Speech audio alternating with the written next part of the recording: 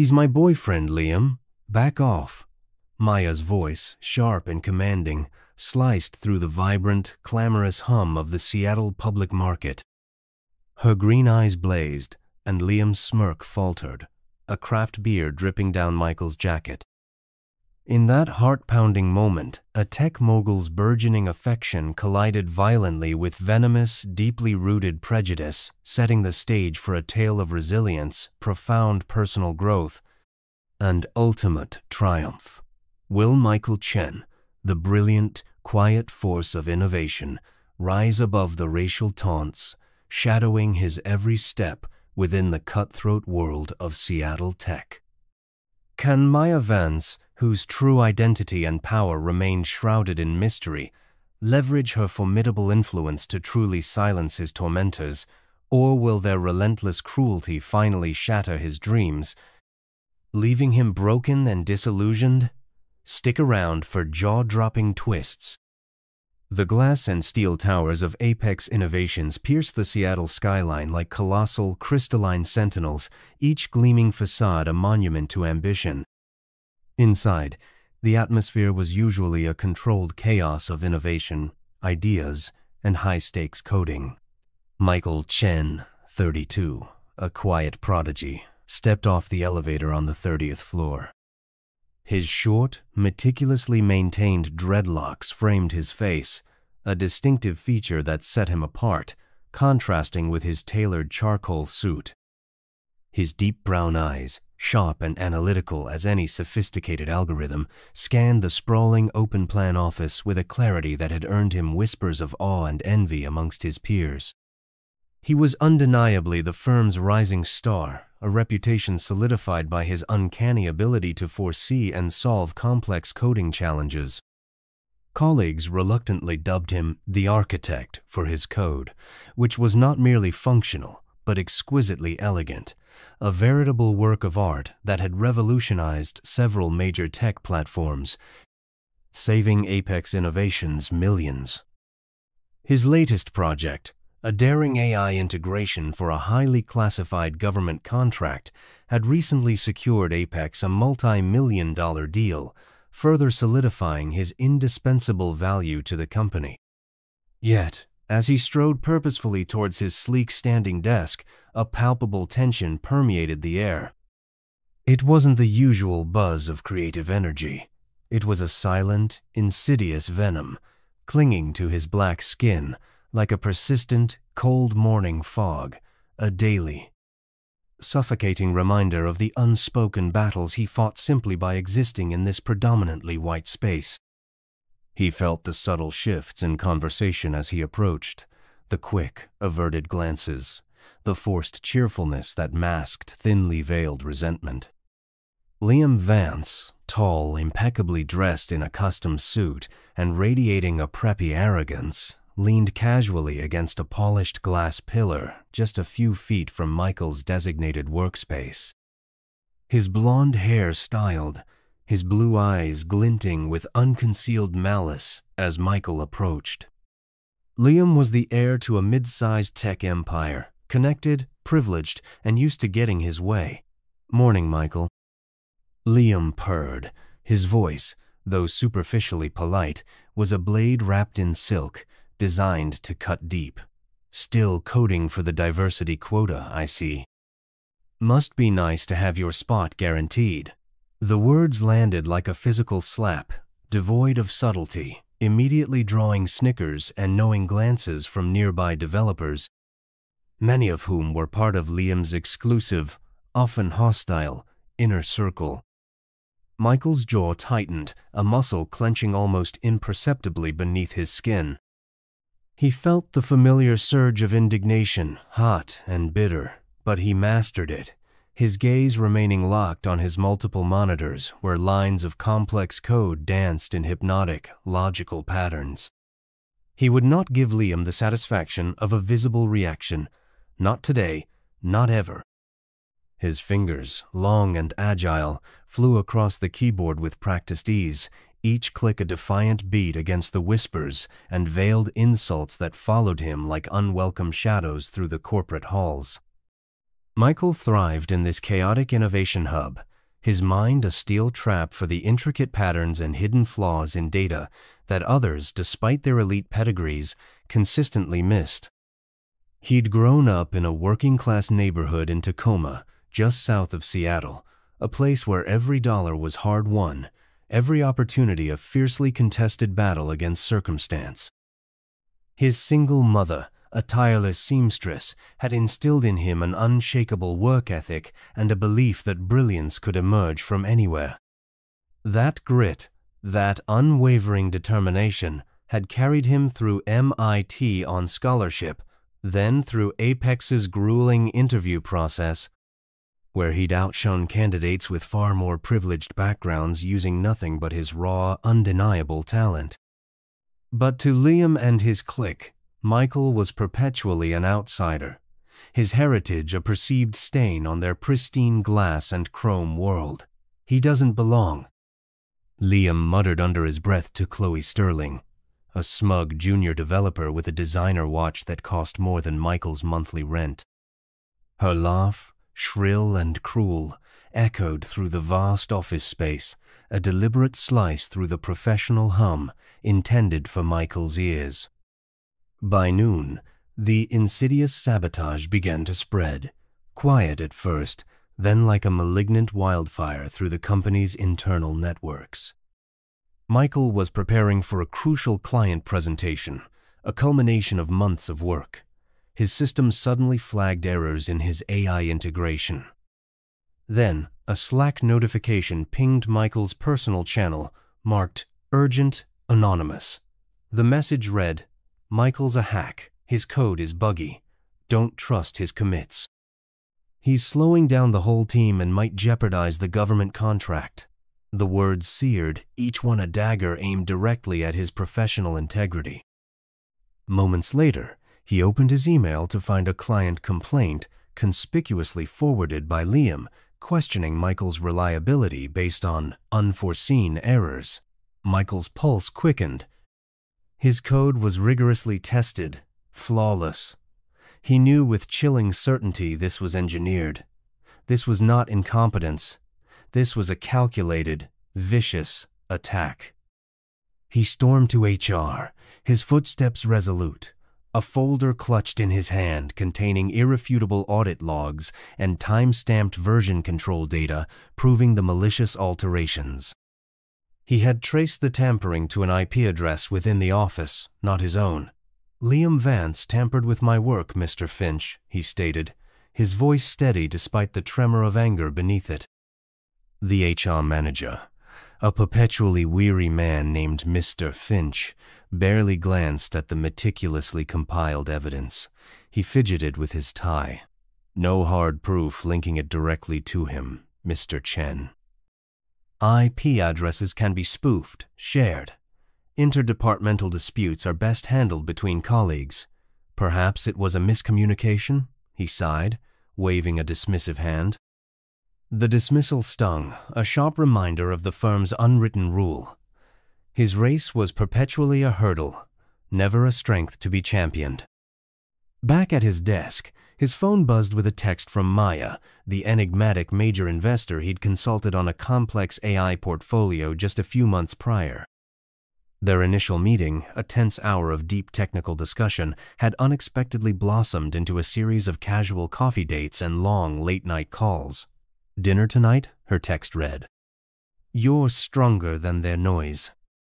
Don't let it get to you." Her words were a lifeline, a sudden warmth in the cold, oppressive corporate environment, but the crushing weight of the day pressed harder still. He dove into his personal project notes, determined to rebuild his complex code from scratch, working furiously to correct the falsified data before the errors became irreversible in the live system. But another blow landed. He stood to grab a coffee, stepping away from his desk for barely 2 minutes, and when he returned, his meticulously organized project folder containing weeks of meticulous research, sensitive client data, and his handwritten algorithm designs was gone. He spotted Chloe Sterling smirking as she walked past, her eyes glinting with a familiar, cruel satisfaction. "Missing something, Michael?" she taunted, her tone saccharine. Maybe you misplaced it. Stressful week, right? So much pressure when you're the chosen one. Michael's fists clenched, but he forced them to relax.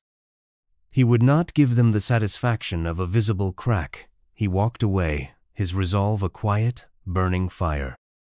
The break room buzzed with thinly veiled gossip, colleagues pointedly avoiding his gaze or muttering under their breath. Michael sipped his lukewarm coffee, pretending not to hear Liam's voice carrying from a corner. His little romance with the investment queen won't fix his mistakes. She's just a rich trophy, anyway. The words felt like a noose tightening around his burgeoning career, threatening to strangle not just his professional aspirations, but his burgeoning happiness. He slipped into the quiet, cool sanctuary of the stairwell, the raw concrete walls a refuge from the office's oppressive glare. Alone, he pressed his palms to his eyes, fighting the sting of hot, frustrated tears. They weren't just mocking him, they were systematically dismantling him, piece by agonizing piece, threatening to erode his very sense of self-worth. His phone buzzed again. Maya's text glowed. "You're unstoppable. Call me when you get out of there. I mean it." Her unwavering faith was a desperately needed spark in the suffocating dark, a fragile hope in the face of overwhelming odds. But the firm's systemic betrayal felt like an insurmountable storm he couldn't possibly outrun. Michael returned to his desk, his dreadlocks catching the fluorescent light as he began to rebuild his complex client pitch, line by painstaking line, from memory. His fingers danced across the keyboard, a furious ballet of defiance. Each number he typed was a silent act of rebellion, each calculation a reclaiming of his worth. Liam and Chloe thought they could bury him, drown him in their prejudice, but Michael Chen was forged in the fires of a challenging upbringing, tempered by battles they'd never understand. The trading floor's low hum faded into background noise as he worked, his focus ablaze, a singular, brilliant point of light. They could tamper with his reports, steal his notes, spread their insidious lies, but they could not steal his mind, his talent, his inherent brilliance. He was Michael Chen, and he would fight not just for his career, but for the fundamental truth they tried so desperately to erase. The Apex Innovations trading floor hummed with its usual frenetic energy, but a storm, long brewing beneath its polished surface, was about to break. Michael sat at his desk, his deep brown eyes fixed on his screen, meticulously finalizing the critical client pitch. His resolve burned like a beacon, a steady, unyielding light despite the firm's persistent, insidious efforts to dim his brilliance. He was the architect, and no amount of prejudice could truly erase his genius. Across the sprawling office, Liam leaned into Chloe, his whisper, sharp and malicious, carried across the cubicles. "He's done. Clients are dropping him like hot potatoes. The new project is dead on arrival." Their synchronized smirks were a familiar knife to Michael's gut. Then his phone buzzed, a discreet message from an intern, Alex, a quiet, observant ally. Alex had witnessed weeks of Liam and Chloe's bullying and decided to act. He had meticulously copied the most egregious internal Slack messages. Now he'd sent them to a private company-wide thread, knowing the risk. "Check the company Slack. I leaked their messages, every single one. It's time they were exposed." Michael's heart raced. There, in stark, undeniable text, for the entire company to see, were Liam's unvarnished words. "His kind doesn't belong in high tech. He's just a diversity hire. Apex needs real talent, not quotas." Chloe's messages echoed, "Affirmative action liability." "Hope he fails miserably." The posts went viral within minutes. Simultaneously, Apex Innovations' biggest clients, alerted by the internal turmoil, flooded the CEO's inbox demanding immediate accountability. "Is your firm tolerating racism?" One email demanded, chillingly seed directly to Michael. His chest tightened, not with fear, but with a surge of something cold and exhilarating, a flicker of justice long overdue. The CEO, Miss Harding, a silver-haired woman known for prioritizing profit and reputation, stormed into the main conference room. "Staff meeting now," she barked. Michael filed in. Harding held up her tablet, the leaked messages glowing. "This language, this behavior, his kind doesn't belong. Diversity hire, affirmative action liability, is utterly unacceptable," she read aloud. Gasps rippled. Liam shrank. "Your actions?" Harding snapped, her gaze sweeping across the room, lingering pointedly on Liam and Chloe, "have demonstrably cost us valuable clients and severely tarnished the reputation of Apex Innovations. You are both fired, effective immediately." Liam's voice cracked, desperate. "It was a joke, ma'am." Harding's glare was icy. "You're done." Michael stood at the room's edge. Justice was bittersweet. He caught Liam's desperate eye. "You tried to break me," Michael said, his voice low and resonant. "But I'm still here, and I'm not going anywhere." Liam's lip quivered. Chloe slunk out, her career in ruins. That evening, Michael met Maya at a quiet, unpretentious diner. Her green eyes, warm and understanding, searched his as she slid into the booth, her hand finding his. "I heard what happened," she said, "and I also called Harding. I told her to clean house immediately or lose my family's investments in Apex." Michael's breath caught. This was a revelation. "You didn't have to go that far," he said, "but I'm so incredibly glad you did." Maya smiled. "I kept my true influence quiet. My family essentially founded the venture capital firm that was Apex's first major backer. I'm on their silent board, a significant investor. I wanted us to be real. I love you, Michael, not just the architect of Apex." He studied her, the firm's betrayal slowly easing. "They thought they could erase me," he said, "but I'm not going anywhere. Not from Apex, and certainly not from Seattle, especially now." Maya squeezed his hand. "You're unstoppable, and I'm right here with you." Their connection became a fortress. Michael's spirit, forged in struggle, burned brighter than ever. Liam's lies and prejudice had crumbled into dust, but Michael's fight, he knew, was far from over. He'd rebuild, stronger and more purposeful than before, his brilliance a beacon no one could ever truly dim.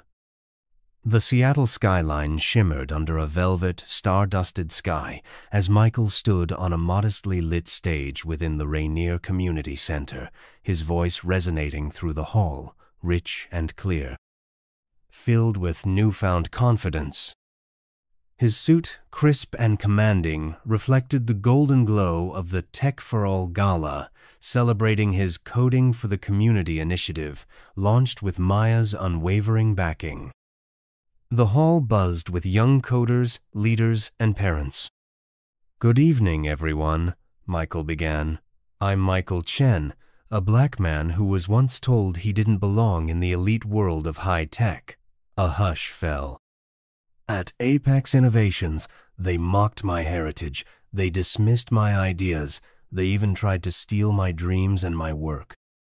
But I'm here tonight because of love, the unwavering love for my fiancée, Maya, the deep love for my community, and the profound love I found for myself.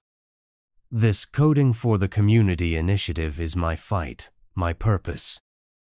It's about teaching our youth to claim their digital futures, to stand tall, to code their own destiny, and to shine brighter than any prejudice." Applause swelled. His gaze found Maya in the front row, her radiant smile a beacon. "Maya's support has been my absolute bedrock," he continued. "And tonight, with her generous backing and shared vision, we're launching a national digital equity fund. because no one should ever have to fight for their place in the tech world alone. The crowd roared. Among them, seated awkwardly, were Liam Vance and Chloe Sterling. Now performing mandatory corporate social responsibility hours, they clapped hesitantly. Michael met their eyes, his nod brief but firm. Forgiveness didn't mean trust, but their begrudging effort was a visible crack in their armor. As Michael stepped backstage, a young woman, Sarah, approached. "Mr. Chen," she said, trembling, "I'm one of your first mentees. Because of you, I'm studying computer science. You showed me that I can dream big." She hugged Michael fiercely. Sarah was living proof of his legacy. Later, on the balcony, he and Maya stood alone. "You did it," she whispered. "You transformed their hate into something monumental." "This is your victory, Michael." He leaned into her. "We did it." Maya nodded. "Liam and Chloe, they're not done learning. Apex is mandating comprehensive anti-bias training, and my family's foundation is funding it, with you as a key consultant. No one pulls that on you ever again, not on my watch." Michael smiled. Apex had promoted him to a senior leadership position. But coding for the community, Sarah's blossoming dreams, the National Digital Equity Fund, these were his true empire, built on compassion and purpose. Liam's prejudices had crumbled, but Michael's fire burned brightest, a beacon for every kid who dared to rise beyond the shadows. Sarah's vibrant laughter rang out from the hall below, a clear, resonant promise of a brighter tomorrow. And Michael knew, with absolute certainty, that his legacy would soar, unyielding, forever unbroken. Michael's journey turned profound adversity into an inspiring legacy. What aspect of overcoming prejudice do you think is most important for people to understand?